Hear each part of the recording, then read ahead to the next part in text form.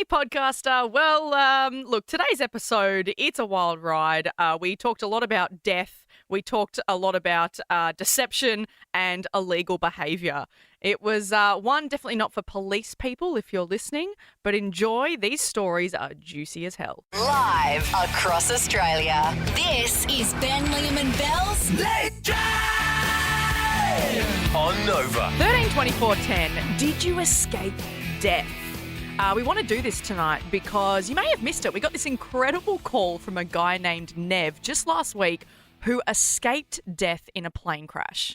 Got to the airport, I went straight to the bar, herded the dog, had a couple of beers. I rocked on up to the actual gate. They said, "Hey, sorry sir, are you drunk? We can't let you on the plane. We can't let intoxicated people on the plane." And then about an hour and a half later, the plane crashed in the Atlantic Ocean. 0 survivors. Everybody went down. It's actually awful, obviously, but he escaped death because he was too drunk and they didn't let him on the plane. That's a real guardian angel on your shoulder type story. Yeah. And moral of the story, hair of the dog. You just keep going. Nothing bad happens from it. 13 24 10. Did you escape death? If you give us a buzz tonight, our favourite caller is walking away with dinner on us, all thanks to Guzmani Gomez. Jamie in Brisbane, how did you escape death?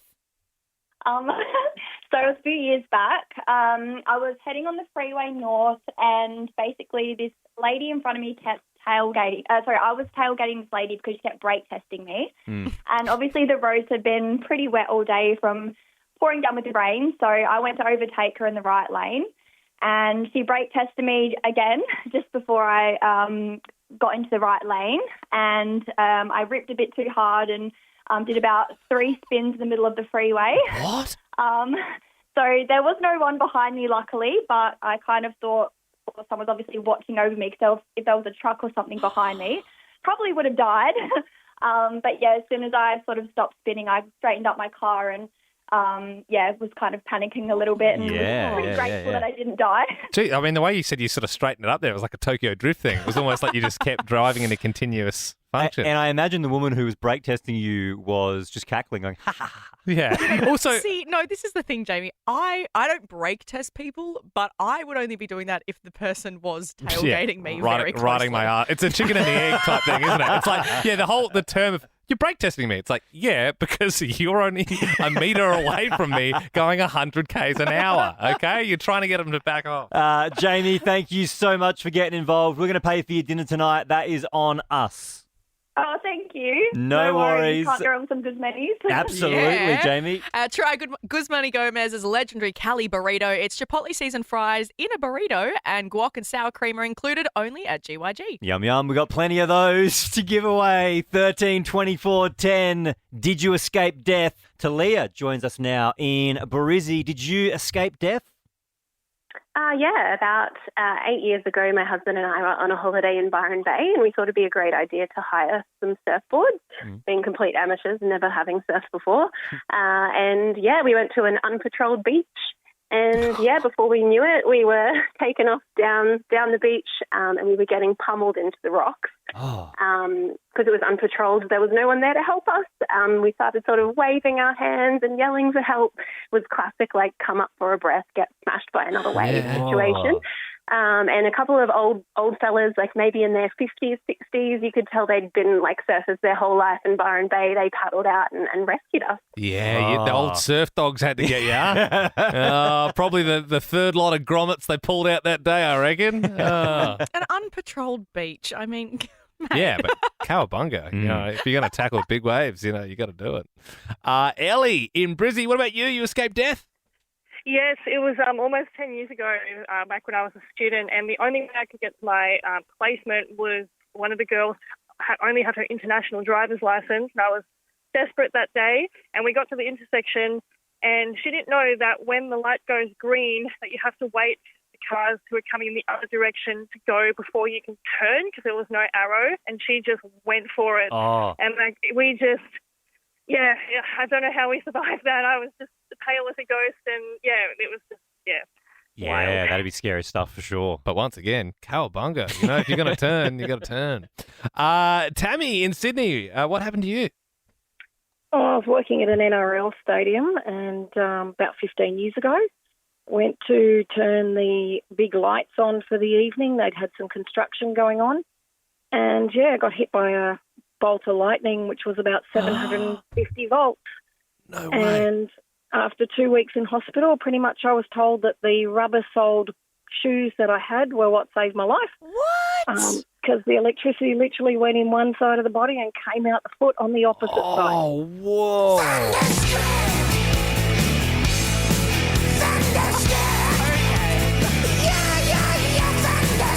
I can't believe you're alive to tell the tale, Tammy. Oh, God wasn't ready for me yet. No. Tammy, can you, best you can, just because I'm curious, what does it feel like? Do you just black out?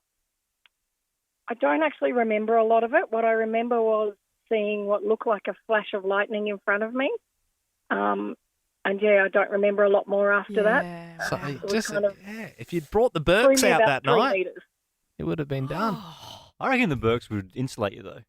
Yeah, I was just trying to think of the most unrubber shoe I could think of. And I know there's a fair bit of cork action in there. There But is. yeah, I mean, it is actually quite challenging. You think of a shoe without rubber on it. Without rubber? Mhm. Well, just any high heel usually. What about tap shoes? I could have also gone for a clog, I suppose, like a traditional Dutch clog. Tammy, thank you very much. 13 24 10 on Nova. Did you escape death? David joins us now in Brisbane. What happened to you? Yeah, mate, I was having a bit of a drunken party with some mates before going into town, and we got dressed, jumped into the bedroom and had a bit of a manly hug, as we do. Didn't realise that there was a window behind us, and I lost balance because I was too drunk, fell through a window, and a piece of glass about 30 centimetres long, shaped like a knife, speared me through the back, just missing my spine, punching my lung. Oh. And I thought, it's just a splinter. So I reached around, pulled the glass out, said to me, mate, yeah, all good, mate, let's keep going. We'll go into town. Walked down the hallway to the toilet, got to the toilet bathroom door, and just passed out, blood everywhere. And I remember getting woken up by ambulance officers on top of me, giving me adrenaline to bring me back. Oh, your mates are going, stop being soft, David. We're going to get to the pub, mate. You're slowing us down. If you put on our podcast as you go to sleep, this one's for you. Did you see this Chinese zoo, Ben and Bell? They've got their panda exhibit, and what they did is they just gathered up some chow-chows, some little puppies, and just dyed them. And then they were like, just hoping no one would notice that they were clearly dogs and not pandas. I think a lot of Chinese zoos do that. I think they've done that a few times. Is that a yeah. thing? I think they've painted different But animals. aren't pandas from China? Like, you would think that's the easiest place to get them. Like, I get it if there's like a zoo in Brazil doing that, because it's kind of hard to get pandas, but this is where they're from. Yeah. It's like us having to spray paint kangaroos and make them look like pandas. You know what I mean? Yeah. But I think it's bad. Obviously, it's deceitful, pulling the wool over paying customers' eyes. But you do have to give the Chinese zoo points for pulling a switcheroo. Yep. And that's what we want to hear from tonight. 13 24 10. Did you pull the old switcheroo? It's a story as old as time. Kid goes to school, budgie dies, quickly run to the pet shop, get another budgie. Hopefully the kid doesn't notice. It's a classic switcheroo. Tiffany in Brisbane has actually given us a buzz. Have you attempted a switcheroo before? I did. When I was younger, my sister and I grabbed my mum's bottle of rum, which she had on one of those Bundaberg polar bears, holding it up, and we took all the rum out of it and we switched it for water, coffee, and a little bit of dye. And it's still the display rum, and my mum doesn't know about it, but the whole family knows what it is now. That's a switcheroo. A real Brisbane call as well. Took mum's Bundaberg rum. Tiffany, thank you very much for getting involved. We're going to give you a $50 Uber Eats voucher. Oh, thank you so much. No worries. We have got more of those to give away tonight. So we will pay for your dinner if you get involved. 13 24 10. Did you pull the old switcheroo? Pete in Melbourne, you pulled a switcheroo. Yeah, I bought a new phone and put my old one back in the box and thought I'll just return it and get my money back. Oh, the old switcheroo on the big company, eh? That's great. It feels to me like these switcheroo stories, it feels like you only get one or two chances in your life to do a proper switcheroo. And when the iPhone 16 really does look like the iPhone 14, like I can't really tell the difference. I know they just brought out another one. I'm like, what have they done? It's the same thing. Like, you could probably get away with that. Daniel, what about you? G'day, guys. How are you? Good, Daniel. That's the way. The other week I was at just a drink up with a few of my mates, and I was desperate for a drink. I'd run out of what I had, so I pinched one of my mates' Carlton Draft stubbies, and I drank that, and he didn't know I had it. But I needed to go for a wee, so I didn't want to go to the toilet, so I took the bottle, peed in the bottle, put it back on the table, and he actually grabbed it and went to drink it. So I had to, once he necked a bit of it, slap it out of his hands and go, that's not a Carlton Draft stubby, mate. You might want to put that down. And also, how many beers had he had that he was drinking warm piss and going, no, bloody leave me alone. Let me finish my beer. Do you know what I mean? I mean, that you probably need to go home, I think, if you can't tell the difference. Philip in Sydney, did you pull one? Yes, I had one of the yearly tests to become a tradesman, and I switched places with my mate who is a tradesman. He did the test for me, and he passed with flying colours. Well, I certainly wouldn't want you doing electrical work at my house, Philip. But thank you anyway for your call, the old switcheroo there. Sarah in Melbourne, this is your son. What happened? Yeah, so my son actually pulled a switcheroo on my mum. He changed some of the corn chips in the packet for those world's hottest corn chips. Yeah. Made her pretty unwell. Yeah, Nana has a heart condition. It's actually really serious. She probably shouldn't have been doing that. Thanks, Sarah. The Ben, Liam and Bell podcast. It's very nice. I think I'll leave the impressions to Liam. I think mushroom risotto. I reckon fish fingers. Bangers and mash. Winner, pick their dinner. That's not an easy game to win, but if you do, we'll pay for your dinner. Sophie in Melbourne, we're about to call a random Australian. Let's see if you can pick what they're having for dinner tonight. What do you think? I think a chicken parma and chips. Oh, I mean, that's a classic. I think that's actually a good guess. It'd be a nice little way to start your week, wouldn't it, on a Monday? Yeah, let's hope so. All right, well, hopefully they're at a pub or something like that. The number's punched in. Let's see if they're having a Parmigiana. Hello? G'day there. How you doing? You're on Nova at the moment. We're playing a game called Winner, Pick Their Dinner. What are you having tonight? Me, chicken enchiladas. It's the right meat, but it's served in the wrong form. Oh, damn you for being so cultural. We were looking for a Parma. Oh, I had one of them on the weekend. Yeah, if only. Well, thanks, friend. Sophie, better luck next time. It was enchiladas tonight, but if the dice had fallen another way, you could have been walking away with a free dinner. No problem, thank you. She sounds devastated. Absolutely, and that's quite often how this one finishes. You're on Nova with Ben, Liam and Bell. Oi, stop gooning. The next bit's about to start.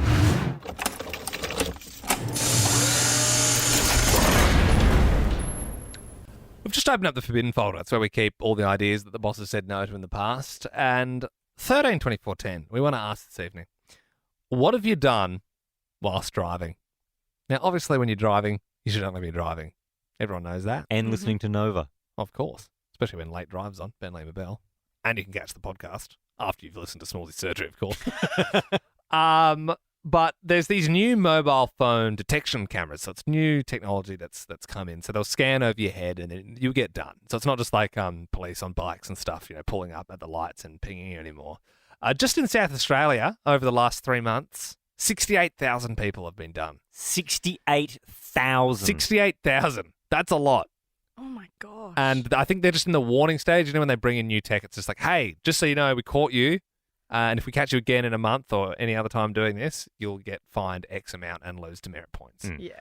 And, rightfully so, because as we said, you should only be driving. But, perhaps there was a time when you didn't understand that and you think, how foolish. I can remember a time when I was driving to work and eating a roast dinner or something like that. And then you decide you want to call us on 13-24-10 and tell us. Is that one that you did, Liam? No, I know it sounds like it, but I don't work Sundays. You know what? The mobile cameras, because they take it from above, if you were eating a meal on your lap, they would also snap that. You'd catch all sorts of stuff. Obviously, like a traveller pie. Acceptable. Anything like in like a hot dog or like tube form. Of course, they're designed to eat. Well, they're designed, they're traveller pies. You know what I mean? I think you should lose demerit points for a regular pie, but a traveller pie, it's fine. I must admit, this one is exciting to see what we're going to get. 13-24-10. What have you done while driving? Now, Anonymous is calling from Adelaide, where these cameras have caught so many people. What have you done whilst driving? So it's really bad, but I will watch catch-up TV while I'm driving. Yeah, that is really bad. Is that like you just can't wait till you get home? Like surely you can just wait. Just so I've got something on in the background, while I'm driving, and there's pictures and yeah. No. There's moving pictures in front of you in a thing called a windshield when you're driving, because that's what you should be focusing on. So are you saying it's sort of just on and you're sort of listening to it as if it were like a podcast? Like obviously you're not actually watching it whilst driving. No, I'll watch as well. Oh, and I got really obsessed with Turkish soap operas, so I'd have to read subtitles too. That's bad. I can see why you've called through anonymously, and cut that out, yeah? Because it is, and we're not condoning any of this stuff. Yes. Except for roast dinners. In a traveller form. If it were a traveller roast dinner, yes. Anonymous, look, because you were brave enough to be the first person to call up for this, we are going to give you 2 tickets to go see Gracie Abrams. Oh, thank you. Cool. They are all yours. Gracie Abrams is bringing the Secret of Us tour to Australia for shows nationally. Tickets on sale now. For details, frontiertouring.com. Pete in Perth, what did you do?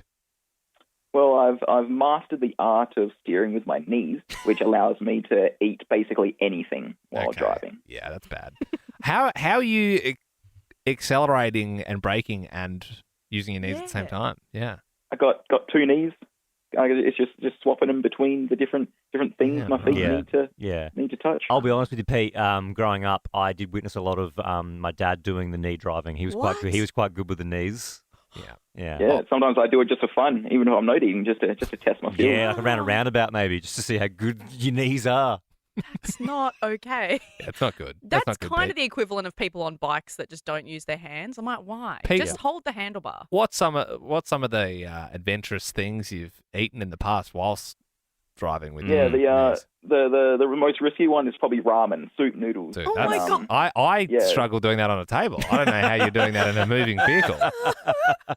That's bad. And I don't think it's against the law to eat whilst driving, but I think it's a grey area, isn't it? I think you'd be rightfully pulled over for having some ramen or some pho. Because you've got to have a hand on the steering wheel. Because then if you're Pete, right, you could argue, like, what's the difference between ramen and a traveller pie? Now, I know there is differences.